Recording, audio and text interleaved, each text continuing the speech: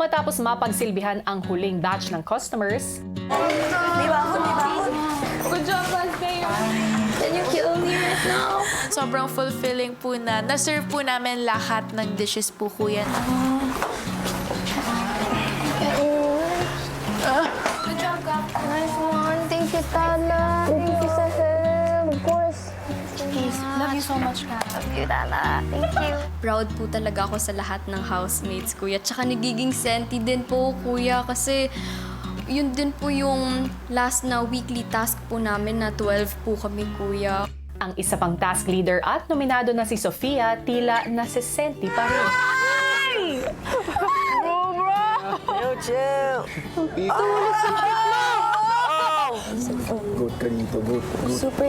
You're super duper nice. You always look out for each and every single one of us every day. Good job, Salsa. Stress ako dun. Parang ngayon lang ata ako na-stress ng ganun dito. Maya-maya, habang naghuhugas ng mga pinagkainan, si Joaquin naman ang nagbukas ng saloobin sa kaibigang si Lela. You have no idea how much nakatulong ka talaga sa akin. My mental state of mind, like you might think na, okay, I appear strong and I appear, I choose to be confident, which I am. It's just, minsan, medyo down talaga ako. And I'm sure down ka din minsan. And I understand that. But sa mga panahon talaga na down ako, alam ko na nandyan ka. And alam ko lahat ng mga sinasabi mo sa akin. Totoo. Galing din sa puso. Same, like ako rin. You're one of the people who helps me stay sane here inside this house.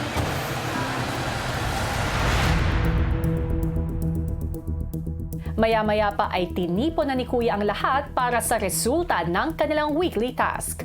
Housemates, Yes po, kuya. tulad ng ating napagkasunduan para manalo sa inyong 14th weekly task na PBB Bistro, kinakailangan ninyong makakuha ng at least average of 8 mula sa boto at ratings ng mga guests. Mula sa 132 guests na nagbigay ng kanilang ratings base sa kanilang overall experience, kayo ay nakakuha ng total average of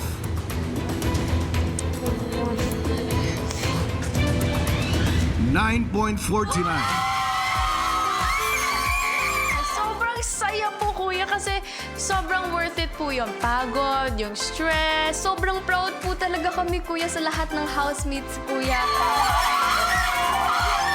Sobrang unexpected po nun, kuya. Like, hindi ko po talaga na-expect na ganun po kataas po yung mabibigay po nila na rating. Nakakatuwa po, kuya. Nakakawala po ng pagod, kuya.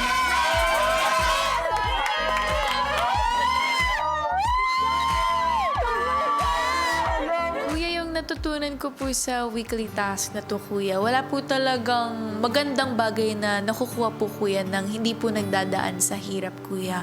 Kumbaga, the more na napapagod ka po, kuya, the more na nasistress ka, the more na nag-iisip po talaga ng ways on how to do it better po, kuya, mas makakamit mo yung pangarap mo, kuya, kasi pinagdaanan mo yung hirap, kuya. Ang natutunan ko po, time is gold po talaga, kuya. Bawat minuto po ay importante. Hindi lang po para sa task na to, kuya, kung hindi sa life din po, kuya. Talagang kailangan po i-treasure po talaga yung mga moments po, kuya, tsaka yung oras din po.